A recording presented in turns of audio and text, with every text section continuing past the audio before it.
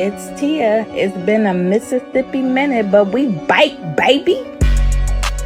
What's up, Pink Posse? It's your girl, Ja. And yep, we back at it like a crack addict.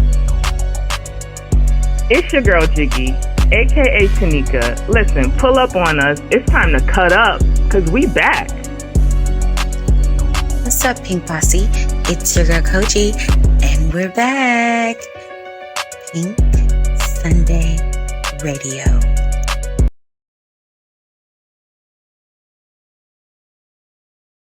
Guess what, everyone? Without further ado, our special guest has joined us. And so I'm so excited about this because she is the director of 104, Miss Tamra Davis, and she is a critically acclaimed director. Thank you so much for coming to the show, Miss Tamra Davis. We really do appreciate it.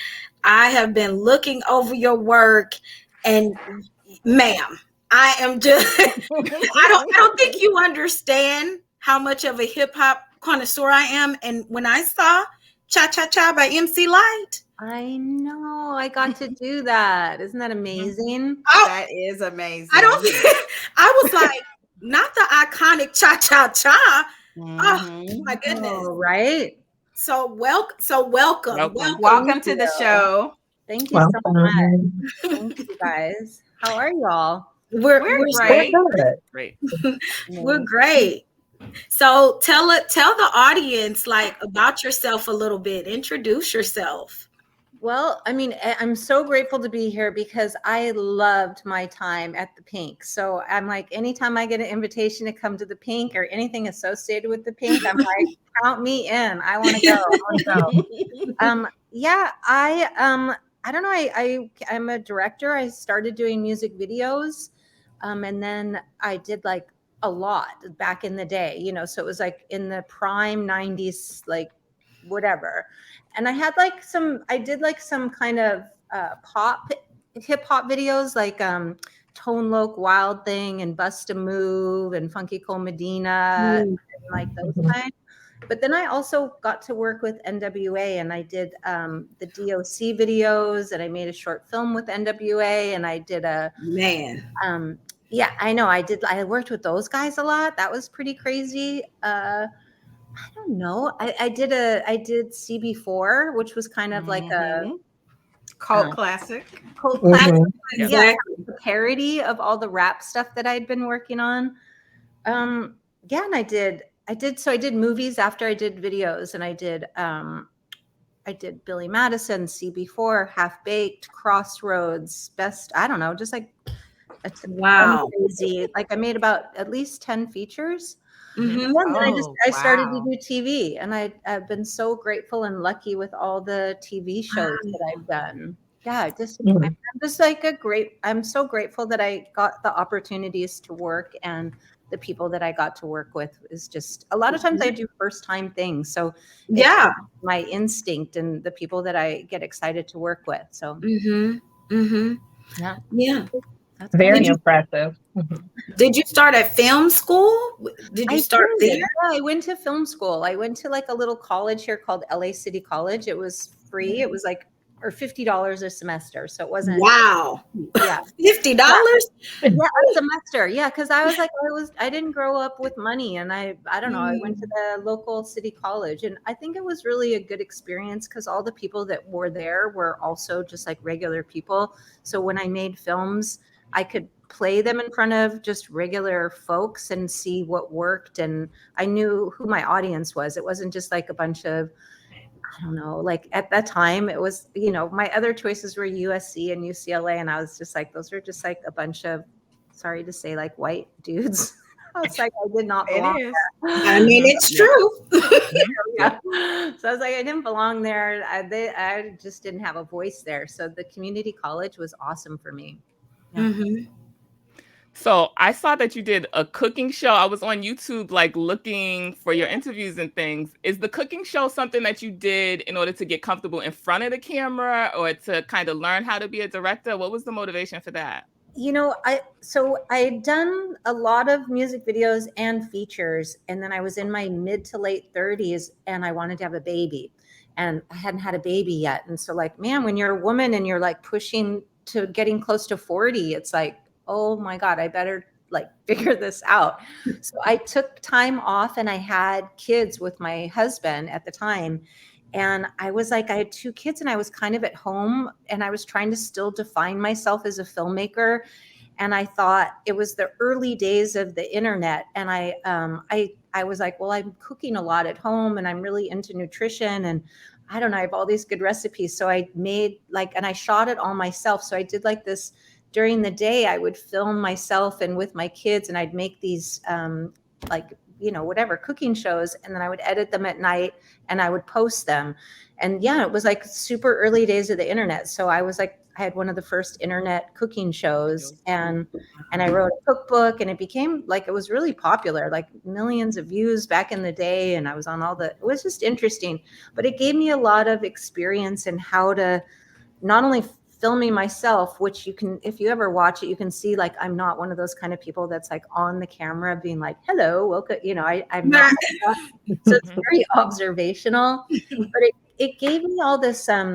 It showed me how to film and how to just like get your camera out, set it up, make your shots. So like real girl filmmaker skills. And from that, when I tried to get back into filmmaking, which is really big, like after having kids, like you basically have to reinvent yourself and try to get back in. Very true. So I had happened to have all this footage that I shot years ago of an artist that was my best friend at the time, this guy named Jean-Michel Basquiat. It's like a painter who was amazing, like, culturally, like the best person ever. And so I'd made this documentary with him, but then when he died, I like kind of put it in my closet. And so at this time I thought, man, if I just like take that footage out of my closet and just make a documentary, I had the confidence that I could just film it myself. So so then I did a documentary and that kind of helped get me back into filmmaking again and get my name out there and stuff like that. Okay. Wow. Mm-hmm. So you started out with music videos, then you went to film, then television. Did you just happen into music videos, or was that like a plan because it was maybe a little easier to break into at the time than film and television? Yeah, when I got out of film school, I had like a lot of confidence. So, I had like super confidence, but basically I was just like 23 years old or 24 years old. And at the time, this is like 35 years ago or more, I was basically like laughed at. Like nobody was looking for a 24-year-old girl director. Like it was just like they thought I was ridiculous. And it was kind of sad. But I had on that, I had my whole my whole proposal. And I was like, my script, this is like, and these are the bands that I want on my soundtrack. And I had made a music video for one of those bands because it was kind of an unknown band. And I got called in from a record company and they were like, hey, what's up with this video? And I thought I was in trouble. And then instead they said, can we give you money? We want you to make a video for this band to look exactly like that. And I'd been shooting in Super 8 because of my film school. So it had this like really that handheld shaky camera, grainy style. But at the time in the music video world, nobody had seen anything like that. So I had a new style. And and I was able to break into the music video world as a young woman at that age because I had a cool look, and that look now, of course, at the time though, nobody wanted their films or videos to look like home movies. It was like, don't make, it was all stupid. And I came in like kind of handheld, edgy, like punk rockish kind of style. And then it became like a big style and a big look. And so I was able to use that and start to get a job and get accepted into a world that definitely was not open at the time to young women. Okay. So like a combination of both. You happened into it, but then saw it was like. Exactly. I happened into it only by default because I was basically, definitely shut out because of being who I was in the filmmaking world. And so in music videos was kind of still pretty new, there were the main dudes that did the big rock videos, but there were all these like bands that nobody had ever heard of, but they needed videos, and so I was able to kind of come in there and work and do all these videos for bands that I loved. And that's how things like, MC Light and I did so many. Like I have to look because I did 150. So sometimes I'll look back and be like, oh my God, I don't even remember that. It's like bad. Like it was like. I'm sure that's a crazy feeling. Like I did that. Really I did. When you totally don't remember, you're like, oh my God, like just a vague memory comes back. You're like, So yeah, because when I saw you did From a Distance, Bette Midler, right? I was like, what? I know, really varied. Like I got to do an Etta James video or a Lou Reed. Oh my God. Like I did like big, huge videos and also like super cool little videos. Yeah. It was really, I had the best time. And I kind of liked that I wasn't boxed into doing one style. And I really tried so hard to do different styles so that I didn't become like, well, she only does rap videos or she only does like videos. I really tried to do different things because I listen to different music myself. The only thing that was required is it's just the way I work. I seriously have to love the job. I've found with myself, I can't do a job unless I really love like the people and people I collaborate with. Yeah, it has to be. It's authentic. It's true love. Yeah, I love that. Yeah.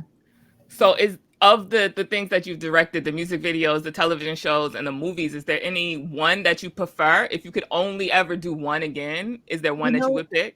There's no difference. Like my job is kind of the same. It doesn't matter what it is.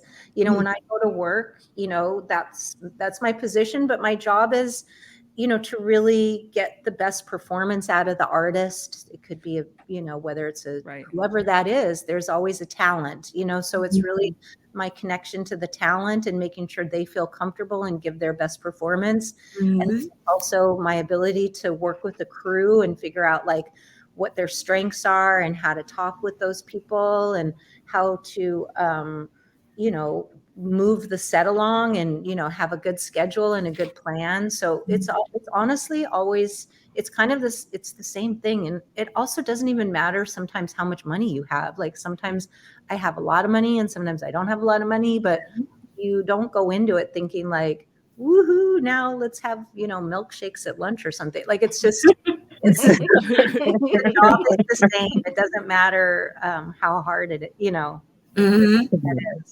Yeah. You've been pretty lucky to not even be holding in film because like your first film was Gun Crazy and then you went from Gun Crazy to CB4 and I was like, okay. So as different as those are, what did those two, like as different as they were, what did you learn kind of equally from both of them being they were so close together? They were so different. Gun Crazy was an indie movie. It was my first movie. I agreed to, I made it in 23 days. It starred a young Drew Barrymore. It was like, she was just kind of getting accepted back into the world again. Like at the time, people really kind of, like whatever. She was like the Lindsay Lohan or whatever. She was like a bad girl at the time, but she came and talked to me and I believed in her. And I was like, I want to work with you. So Gun Crazy was like a real labor of love. And I shot it with my longtime DP, Lisa Rinsler. And it was like a indie film. And I got like it was on film festivals and indie circuit and really critically accepted. CB4, I had a relationship with Chris and Nelson George. I directed a couple of things for Chris Rock. I directed a PSA for him and a music video for him. And so Chris and I got along really well and I knew Nelson George. And they brought me in on that. And that was like a film at Universal originally. And even though it got distributed through Universal, we kind of made it like not through the studio. So it was kind of indie made, but distributed through Universal. And like, that was like totally different. Like maybe the budget, I don't even know what the budget was. It was probably still under 10 million, but that was like quite different than Gun Crazy. but it was similar to all the stuff that I've done because it was, it was like a mock documentary style, and it was a lot of musical performances. And, so I knew how to stage those musical performances. I knew how to do comedy in a sense because I don't know, I kind of grew up with comedy. My grandfather was a comedy writer, so I had like comedy skills, and just, I don't know, I Chris and I got along so well. We just, I don't know, we just had a lot of fun making that. So it was very different though. So it was, I guess it was longer shoots, way more crew, way more cast, and yeah, complicated, but still every day you had to still make the best of your day and make sure everybody's happy. Yeah. Very true. Yeah. But I So love how did you get over to Katori and PValley? I mean, honestly, with Katori's, I got the script. They sent, I was doing a lot of episodic television. I'll do pilots, but I was really kind of focused on episodic television because my kids were at this time like teenagers, so I still didn't want to do a feature. I was like, man, doing a feature just takes way too much time out of my schedule for these kids. So episodic is faster for like a female. You could like be in and out of a show or a job in like 2 to 3 weeks. So you can do a job and then you can go back to being a mom. So, yeah. But these are choices that I love to have as a woman. I don't want anybody to determine those choices for me. Like if I want to work all the time, that should be my choice. If I don't want to work all the time, that should be my choice. If I want to have a baby, that should be my choice. If I don't want to have a baby, that should be my choice. Okay, exactly. Choice, your choice. My choice. So, for my choice as a working mom, I wanted to work and then not work, not work. So that when I didn't work, I would just be full-time mom. And I really enjoyed that kind of schedule. So so I would get scripts in, and I read the script for her pilot, and she was an unknown, it was just Katori Hall, Pussy Valley, it said. And I read it and I was like, oh my God, who is this writer? And, Katori Hall just, nothing had been made. Nobody had shot any. It was like unknown. And I looked her up and I was like, whoa, she's legit. Like, she's a legit playwright. She has like, because I just was at first blown away by the writing. That's all you can go by as a director at that stage. So I read it and I was like, I would do anything to work with this woman. Like, she's brilliant. I love that. So I said to my agents, I was like, I want to do this. I don't care that she's never done a show before, that she's never, nothing. I was like, whoever this woman is, she's brilliant and a genius, and I want to be part of it. And so I was so grateful that I did an interview with her, and she asked me like 1 billion questions, which I loved. She was trying to learn the whole thing herself, which was really awesome. So she didn't come on and be like, even though I don't know anything, I'm going to act like I know everything and like whatever, which I've seen people do. Instead, she came on and she just wanted to ask 1 million questions and really, try to figure out the process. And one of the things that I love to do is I really try to help young filmmakers or older filmmakers too, but I really try to help especially women out, in my job, because I have such experience. It's really helpful to have somebody else to be there to like ask about or have a question, mentor or help or whatever. And I'm kind of a woman that like, if you have a question, I will help you out as much as I can. It's really important to me to see us succeed. And so I loved working with Katori. I got the job and I had the best time. Just to be able to be close with her and follow her process and see how, and it was super early on, because by the time I got up there, they had shot the pilot, but they were still working on it. They were still editing it, and they had shot 2 episodes. The third one was shooting while I came up there, and I was on the 4th. So it was really early on, and while they were trying to establish the show and the look and what the show was. And it was really fantastic to be early on in that procedure.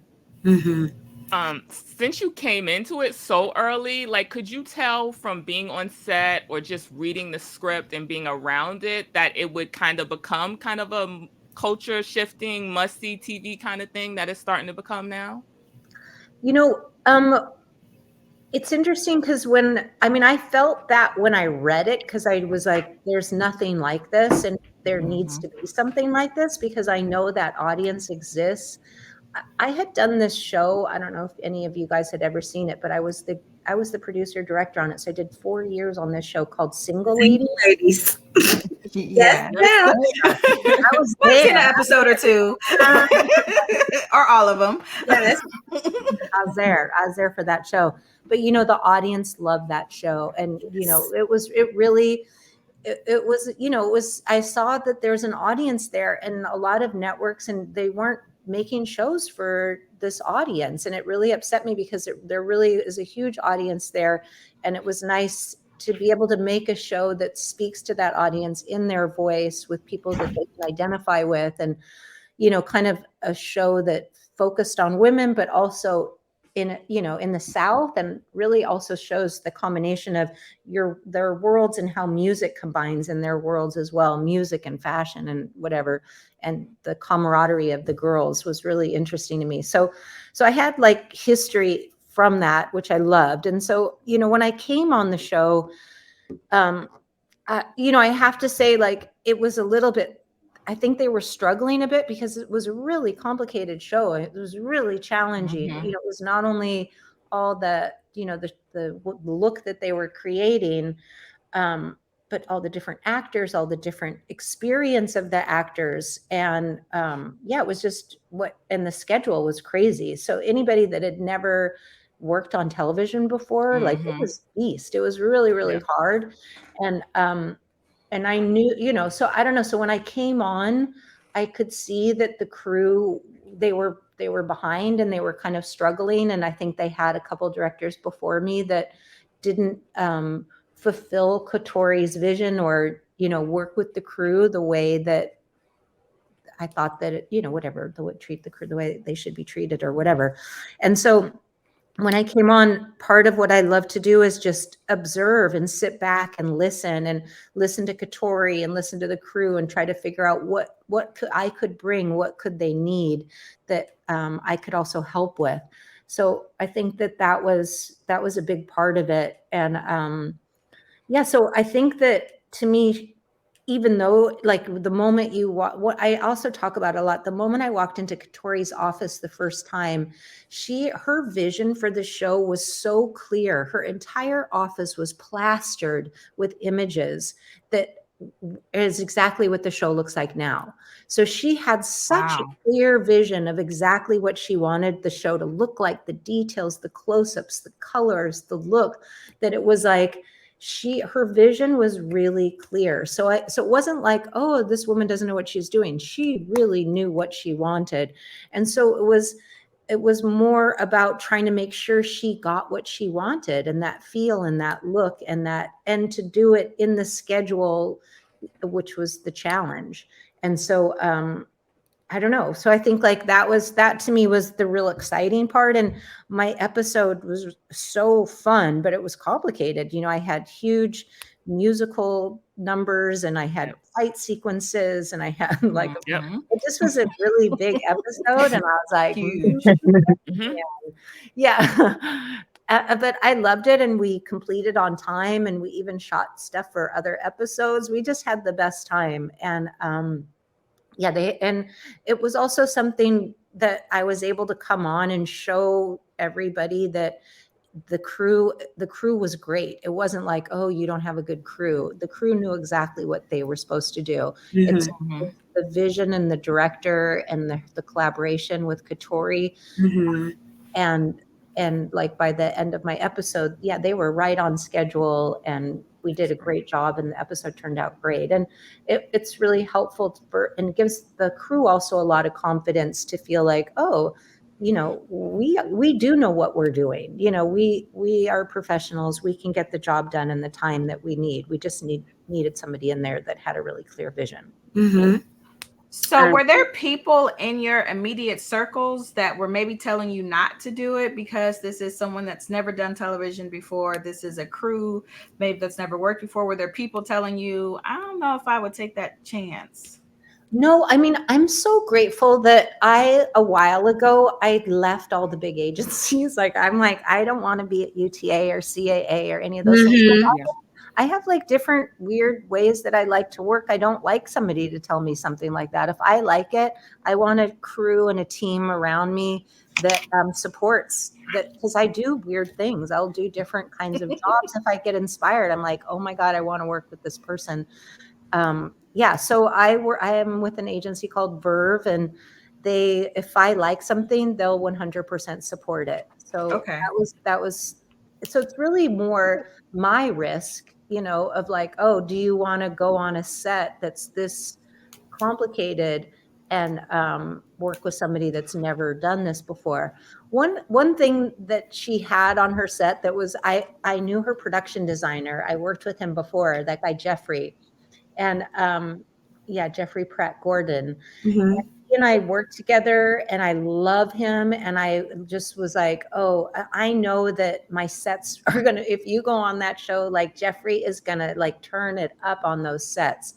Like he did The Wire, like he knows how to go deep and really textured. Oh, okay. And, so I got to work with him.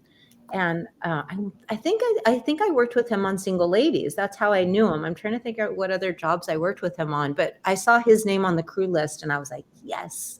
And I also knew Richard, the DP, and on my episode, oh my God, so good, so amazing. Yeah, Richard is just absolutely amazing. Oh, his vision, the colors with him, the colors, and Richard and I just like got along like this, and we knew that we could do it. We were just like, we got this. And so I think like, I didn't have anybody say like, oh, don't do it. It was more like, this is cool. It's like a little show. It wasn't like, oh, this is a big prestige thing. It was more like, I'm sure this sounds cool. This is an interesting writer. If you're interested, we would love you. Yeah. So I didn't. Yeah. I love that. I absolutely love that. I love that. Okay. All righty. So the talk on Twitter for me, like last night we rewatched the episode, and I go through tweets and look at what people are saying about the episode. And the talk very much about this episode was the directing and the photography. Oh, so like, how do you and the DP come to like make it look like something like we've never seen? Like some of the visuals of this episode, I'm not sure I've seen anything that looked like that on television before I watched this episode. How do you get there? What is the relationship and the communication like between the two of you to get to that? Obviously, here's where it started. It started with me really listening to Katori, because that vision is hers. Like those images come from Katori. Like I looked at her wall, I listened to her vision, and what an incredible set, and the locations and the actors. So, I don't know, I just, for myself, like if I can push the imagery, if you let me do that, they let me as well. So I got to really come up with like beautiful, like, like widen it out, bring a scope, like really, see how this world looks. And also just, it's really random, but right before I did this, sometimes I like working with contrasts. When you see contrast, it helps you define the differences. And so, and really lean into what is unique and different about something, especially if you see the contrast. Like sometimes you don't know what black is unless you've been white, or, where white is. What's the, you can't see nature unless you've been inside a white room. It's like, how do you see the contrast of stuff? And right before the show, I had directed the pilot and the first 3 episodes of High School Musical, the series, which is like the most opposite show you could probably direct, I was you got a habit of that. Yeah. That juxtaposition shows. Yeah, it was like I was watching like little kids singing and dancing and stuff, and like super cute, clean cut, and so I went from that to flying from Salt Lake City, Utah to Atlanta, and then arriving on the set at PValley.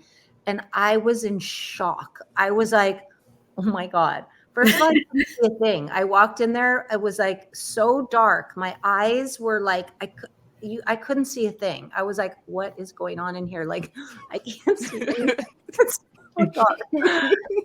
And like even to watch the show, you have to be in a dark room. It's dark. It's dark. The thing. My eyes have to adjust. And then everybody started speaking, and I was like, what are they saying? I couldn't understand a word anybody was saying. I was like, I had to look at the script because I was like, and I felt like I was listening to Shakespeare, because when you do whenever you like watch a Shakespeare play or like go to Shakespeare, you don't understand anything for like the first like 5-10 minutes. What they're speaking in another language. I don't get it. And then after a while, your ear starts to adjust and you start to hear the words and you get it. But at first I was like, oh my God, I can't see anything. I can't hear. I was like, but I think in that contrast of dipping into that world and seeing like a totally different world. Like I have a photo of myself, like just standing in a hallway, and Mercedes is walking away from me, and it's just her ass in the hallway. And I'm like, it's just her ass. I was like, that's it. Like the show is like that. And so like, even in the show, I got to do that great shot of her ass. And I was like, I know that ass. Like that is the most ass I've ever seen. Like, and you realize that that's important, like that is very important. So, and embracing that and understanding that. I don't know. Yeah. I get it. Like I have to say, like it took me back to the ladies that that I had, that there was a moment with okay, wait, I gotta get my single. Who is it? It's Keisha. Okay, but her real Lisa Ray. Okay. Lisa Ray. Yeah, I was fixing to. Yeah, Lisa Ray. Lisa Ray, who back before this show was legendary for having like the best asses in the world. Like she had jeans. She was like, every picture I saw of Lisa Ray was like this incredible shot of her butt. And then there was a time I was shooting a sex scene with her, like a love making scene in the show. And usually you have to like, it's only me usually in a room, and I have to like crouch behind the corner or whatever. And there was like one time I had to come around to get to my room, and I had to open a door, and I opened the door, and she's like on the bed, hands and knees, and and she looks back over her shoulder at me. And so I had the view that a guy would get. And I was like, oh my God, I get it. I'm like, I get it. Light bulb moment. I was like, light bulb moment. I was like, oh yeah, this makes sense. Oh my God. Oh, that is hilarious. And I duck into my little corner, like behind where, it's direct. And I was like, I get it. Oh my God. Yeah. Well, okay. Listen, Tamra, on that note, because her ass, I think we'll take a little pause, a little break for a little sponsor. Okay, good. Hey, Pink Posse, make sure you're tapping into Pink Sunday Radio every Sunday at 3 p.m. Eastern, live on Facebook, Twitter, YouTube, and Twitch. Follow us on all of our platforms so you never miss an episode. Yay. Oh my goodness. That was so hilarious. Okay, so John, you wanted to ask a question. I feel like I want to ask my question a little bit later because we just got to that good fun part. But that's fine. You know what? I just thought of it. Okay, because I had a serious question that was going to get us down into some serious stuff. But let me come back to this. So I was to say, what was your favorite moment to work on in 104? Like, was there something that was just she had so many amazing moments that were so juicy in there for me. But I have to say that there were two big moments that really meant a lot to me. One was the incredible sequence of Mississippi dancing, like creating that sequence, because I think it was one of the big dance moments in the show that really kind of showed the athleticism, the art, her view, what she felt, from her perspective, and creating that dance sequence, which involved 4 performers. It wasn't just, wow, it was really complicated. So I had to really work that at like an action sequence out, because there's her double, there's her, there's the stunt woman, and then there's a dance, so there's like, it was complicated.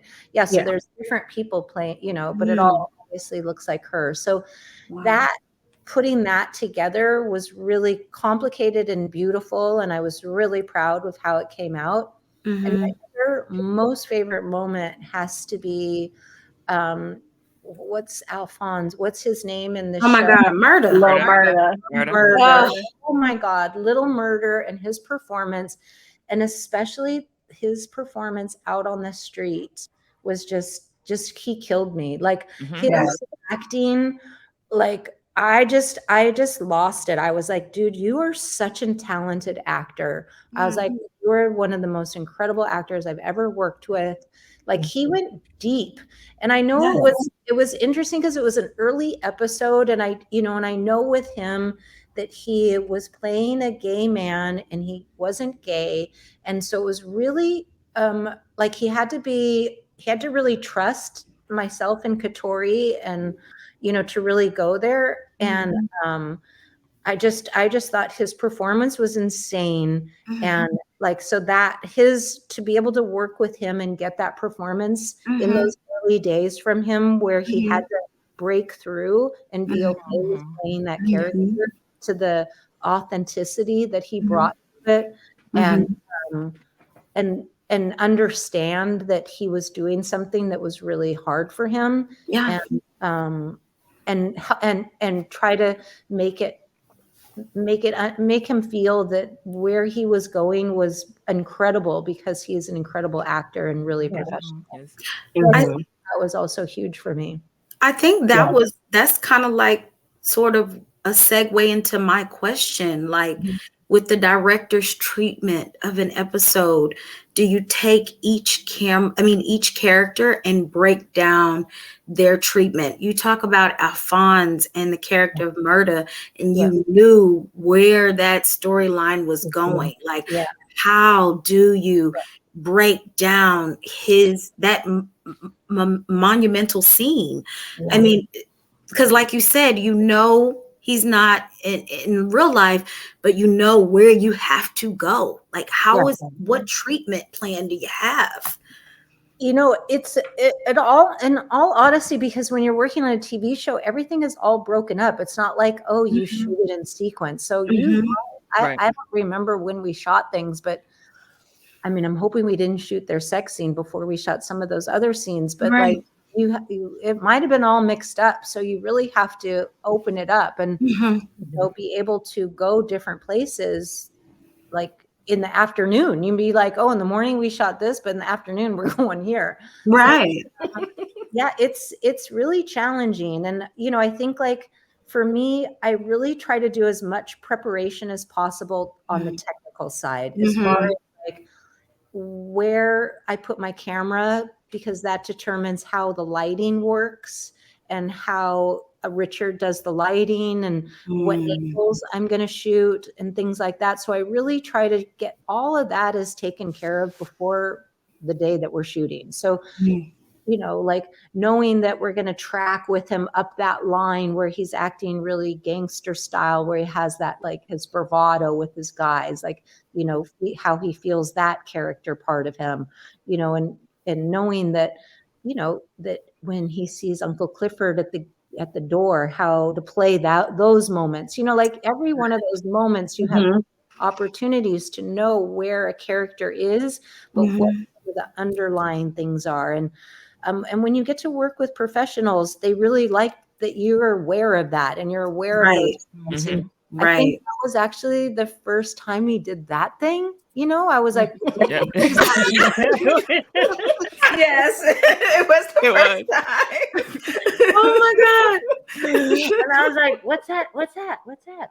But it's like, you know, so, but making sure he knows that he could do weird things like, or not weird, but little things like that. That make him character and make him who he is, and be like, yeah, what was that? That was crazy. I don't know what that is. What does that mean? Like, that's so cool. Do that again. Like, what is that? You know, like, I noticed that. I see you. I see that you did something that I've never seen before. What is that? That's unique. Let's do that. You know what I mean? And he feels heard. He feels seen. Oh, she knows that. She knows that nobody else does that. That's me.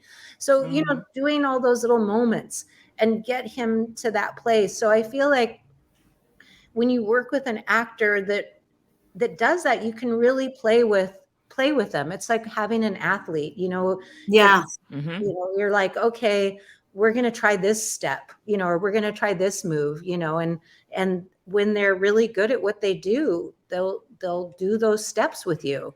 And, you know, you have to be a good teacher to get them to go there, and they have to really trust you. And if you can do that, you can take them to those places. So I just was really grateful. And I think also Katori, because it was early on, she was there a lot with me in some of those sensitive scenes, or she would pop in and, you know, give me the thumbs up and be like, okay, where I want to, that's what I want to do. But, you know, she was also really busy in the edit room a lot of times. But those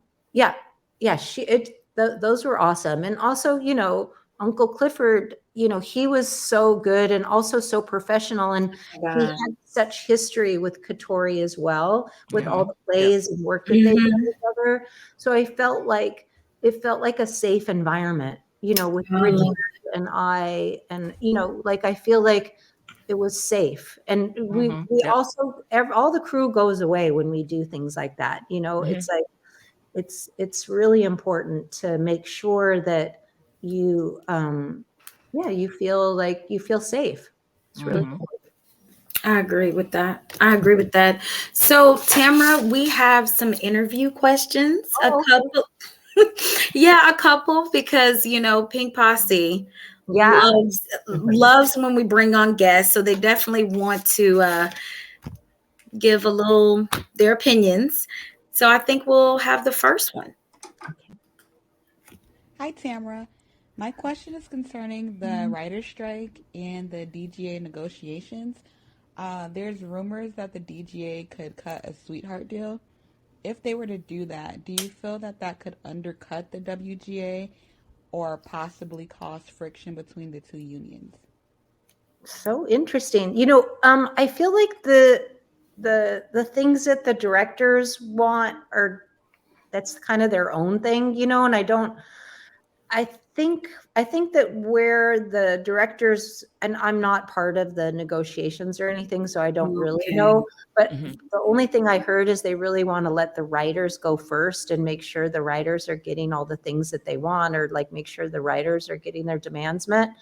But I do know that the directors have been negotiating with the producers, and, you know, and there's certain things that they're trying to get, and, you know, but I really don't feel like I think it's different stuff. I think like they're trying to get another day for a 1 hour, which on this show, that would have been so helpful because, you know, also because Tori really, I have no, you know, first season, I think she did second season, she wanted to hire only women, which was amazing. But in hiring only women, she got a lot of women that didn't have a lot of experience, which was really challenging. And so to do that kind of a schedule would have really helped a lot of these young women out, or women that didn't have that amount of experience. Giving them an extra day would have been really helpful. Because the thing is it is a job that you experience really, really helps. And unless we get these women and these diverse women and diverse people in front of the, you know, in these positions, they're not going to that experience. And once they get that experience, if we put them in situations that make it almost impossible, they're not going to work again. And so to me, that's really important. And that's something that I, think is really important for, making sure that there's this new group of people that kind of come up after all what's happened in the past. Yeah. Yeah, I agree, because this morning it came out that Directors Guild reaches tentative deal with studios and streamers. So, and we got that question yesterday, and then this happened today. So it's like, that's crazy. So thank you so much for adding your sense on that. Yeah. Mm-hmm. That's roughly where my question was going. Things. And, I think some of it's similar. I think, in all honesty, I know that in the beginning, we all made these DGA and WA deals and the streamers were like, oh, we're just like these little side things. Like we're just, and all the money, if you did a network show, like that's where the money came from. And, and that's why a lot of directors really just tried to only do network shows, because you would get so much more pay. But putting more pay into the streamers is going to really help out, because obviously they're making a ton of money, but it also puts more talent into kind of more shows. And I think that's really important. I agree. So we have another question by Pink Posse member George. See, this is George. A question for Director Davis.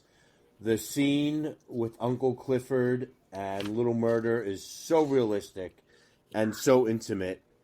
How in the world was that even blocked? Was it rehearsed? Was it scripted as shot? Was it made up along the way?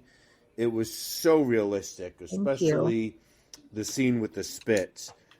What was it like to film and to create that scene, and how long did it actually take? Thank you. That was a really intense scene. It's anytime you're doing a love scene or, these kinds of intimacy scenes, they're really, it's really important for me that the people involved feel very heard and safe. In shows like Single Ladies, or I did another show called Hit the Floor. And I did a lot of shows and I did a show called Star. Yes. Star was amazing. So I got to work a lot of times with young women and doing love scenes with these young women. I wanted them to feel that there was a voice behind the camera that supported them, protected them, and if they felt ever weird or anything, they could always come to me. So I learned a lot from that. And I really wanted to make sure that Alphonse, Little Murder, felt safe in that scene, because it was a really awkward scene for him. And I wanted to make sure he felt safe, down to I remember I took it from an episode of Star. One of the girls, she was doing a love scene in there, and she came privately to me and she was like, Tamra, when he's on top of me, could you please tell him to wear a cup, because I can feel his junk hitting against me in this scene and it makes me feel really uncomfortable. Oh, okay. I was like, thank you for telling me that.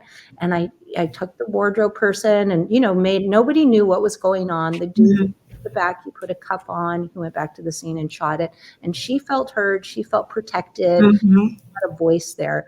And so I made sure that Uncle Clifford had a cup on to make sure that, and also Little Murder, I made sure they felt that they had protection on, so that they felt comfortable with that.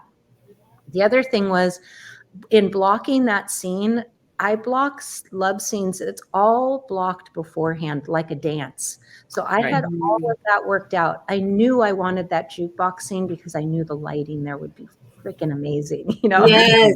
really cool looking. So I was like, oh, that looks really good. The spit came from Alphonse, Little Murder. That was from him. He had that idea. He's like, what can I spit on? Spit down like that. I was like, hell yeah. I was like, yeah. Okay. Yeah. So he came up with that. So, it's like, and that's when, when they can add things that they feel comfortable with. Yeah. Came up with probably the did idea research to rip the fishnets. He's like, no, you're not going to pull them out. You're going to rip them. And I was You like, better work, Alphonse. He knows That's why what we needed. love him That like we he do. knows. I was there.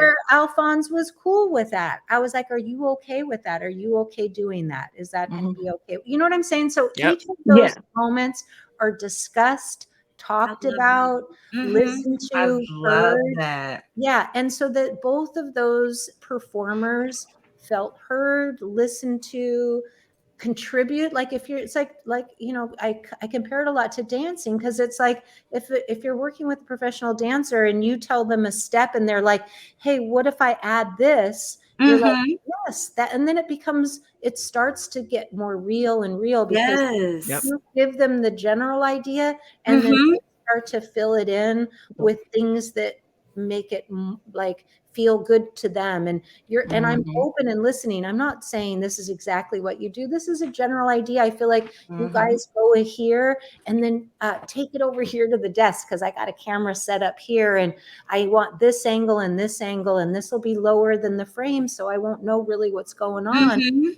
All that is prearranged and designed, and it's not, hey, let's go in the room and see what happens. It was like really, you know, blocked out. But I still, I probably only had like, I don't know, maybe 3 hours to shoot that scene. Like it was fast, you know, and I'm shooting different. Every time you shoot in a direction, it's like an hour, because, you know, all the cameras and all that. You turn the set, you rebuild it, and you all have to shoot everything. And so it's like it takes an hour basically each direction you film in. So I had to really plan out. I only had like a couple directions, and then it's into the close-ups. And I had a couple cameras in there, and just cleared that set away. And that was also Katori. When she showed it to me cut together, I started crying when I saw this scene, because I just was so moved. Her intercutting the dance, I was like, whoa, that was done in the edit room. It was not that way in the script or in my director's cut. She showed me what she did and how she took that action and kept cutting back and forth. I was like, what? So I just was, so to me, I thought like, I gave her all this amazing stuff in the performances, and really Katori creates a show out of that. You know, it was so beautiful to see what she was inspired by. Wow. I love that so much. And I just want to thank you, Tamra, for joining us today. Like, of course, I am full and then satisfied with everything. I just appreciate you so much. Please tell us any upcoming projects you have. Let the people know where they can. After Party coming. You know, that TV show After Party. Oh my God! I love that show. It's on Apple TV. Yeah, I got to work with Tiffany Haddish, which is my favorite. Like, I was like, she did an incredible job in that. Oh, she's so good. And on this one, I got to do I did 2 episodes. I did her standalone episode. So I got to really work with her, and that was amazing. And then I did the finale, and was incredible as well. And the actors on that show are fantastic. And so I have that coming. I think that comes out in July. Okay. And any socials? Because you're not anywhere. You're on Instagram. Anywhere else? No, I just like here and there. I'm not on socials yet. Yeah, I let you guys do that stuff. I'm like, okay. I don't really promote myself as much as like I'm just so grateful that I get to work with these incredibly talented people, and I'm just like, I still follow everybody on it because I love love all their. Yeah, I love all the people that I got to work with on that show. I love that. Yeah, like Brandy is like, she and I go way back because, you know, we're old like Los Angeles people. And she's insane. I love her. Yeah, she did give when we were promoting, she did say that she loves you. So just to let you know, she did say that she loves you. Yes. I think. Yeah, she was. Yeah, that was incredible. That fight scene with her mom and like. Oh my God. Oh my God. Like, And So- that church stuff. I mean, that episode was insane. I was like, oh yeah. Sick. Yeah. Whenever I rewatch this episode, I'm always like, so much happens. A lot happens in this episode. Time. Yeah. From it's and like you said, like even before you said today, every time I watch them, like there's so like these scenes to shoot in an episode of a television show, all of these different elements, and every time I watch it, I was like, I know directing that had to be bonkers. A lot. And then I recreated the whole flood thing. That appears in the pilot. Yeah, because that didn't exist. Like that whole part. And I was like, where'd she get all this stuff from? Like and so we took an old stream and we made a whole with the suitcase and the whole thing. Yeah, we created that whole thing. I was like, wow. Well, before I close this out, I know Ja had one last question for you. Oh, y'all know me. Y'all bear with me. So we were talking about the other scene, and we are talking about the some of this was like, I think this is a great idea. So we've all talked about the ass slap moment. We wanted. I wasn't gonna say nothing. I was like, you know what? I'm glad we moved along, but I brought it up. So. Was that kind of like another kind of thing? Like, I think this is where this would go. Was it supposed to be that hard? Like, is it only just that hard to us? Is that the sound effects? Like, we really have a good time on the timeline with that scene in general. But also, we were like, that was like, wow. That was a lot. That was like real. I was like, are you like, and that's also those moments that you're like, do I have to say, like, do I have to cut and be like, are you okay with that? Like, he just did that. Yeah. Oh, so was it an actual slap? Yeah. Because it kind of looked like Uncle Clifford was like, no, wait. That's what we always say. And Tia would say, wait a minute. Yeah. Because that's like, it doesn't say slap his ass. That just, so that was, I told y'all it was improv. You said that. I said it was no way that could be improv. Yes. And I don't remember, but I do remember sitting there listening, going, oh no. Like, do I need to cut and be like, are you okay with that? Like, I don't know, like, because all those things should be discussed beforehand, like, I'm going to slap you. Like nowadays, I think they had it, or maybe they didn't, but nowadays, like, because I've shot intimacies since then, they have intimacy coordinators, and I'm sure they have them on there, but that's something that you're discussed with an intimacy coordinator. So he might have said, like, I'm going to give you a light slap or something, and I'm sure Katori added to it, but like they're in the moment, that has to feel authentic, and they're acting, and but they're really, so like, in the moment. And it was perfect, to be honest. It's the highlight of the scene for me. Yeah, what's funny is most of the stuff that we point out, the ass slap, the spits, the tearing, like these are things every time we watch this talk about. So the fact that Nico and Alphonse literally came up with those, that's perfect. Their chemistry on camera is insane. Yeah, and I feel like that was when you work on shows. I've done a couple of shows where I've done, like, in the first episodes, you have an opportunity then to really work with the actors, and it all starts to really come together by then. It's like the first episodes are really, like, hard at first, like, because they're they're trying to find who their character is and things like that. And I feel like by the time you get to the third or fourth episode, people have it down a bit more. So, Wow. Thank you so much. We are so happy that this was even better than I can imagine. I know. Watching it last night, everything was so fresh. So I'm going to close this out. I'm Tia, Minnie is Max on Twitter. Much, you guys. I appreciate it. Thank you. Thank you. Thank you. Good day. Bye. Bye. Bye. So I'm going to close this out. I'm Tia, Minnie is Max on Twitter, and Tia Down in the Valley on Instagram. Make sure that you are looking at our Twitter, because that's where everything comes first, but have those notifications on because these episodes are live and you don't want to miss it. Ja, what you got? All right, I am Ja_the_goddess on Instagram, Ja the Goddess, all one word, on Twitter. And keep your FBI eyes open. We know you saw the ad earlier. We're doing Noah's Ark bonus content, and that pops up roughly around Thursday, Friday-ish. So be on the lookout. Tanika?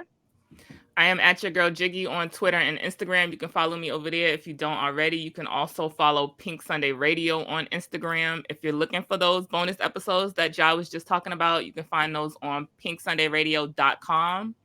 While you're on, that takes you to Apple Podcasts. And while you're on Apple Podcasts, if you can leave us a 5-star written review, we would really appreciate it. If you're watching this live right now on YouTube, we would really appreciate if you follow us on subscribe, I think it's called, on YouTube, and turn that notification bell on so you don't miss any of these lives. Kogi, what do you got to tell them? I'm on IG and Twitter, Kogi_mama. We're also, well, I was going to say Twitch. Okay, but we're streaming live on Twitch, but you can also follow us at TikTok. We're going to put new content on there. We do have a website, PynkSunday.com. And we just want to thank you guys for coming, and we'll be back next week. Pink Sunday Radio.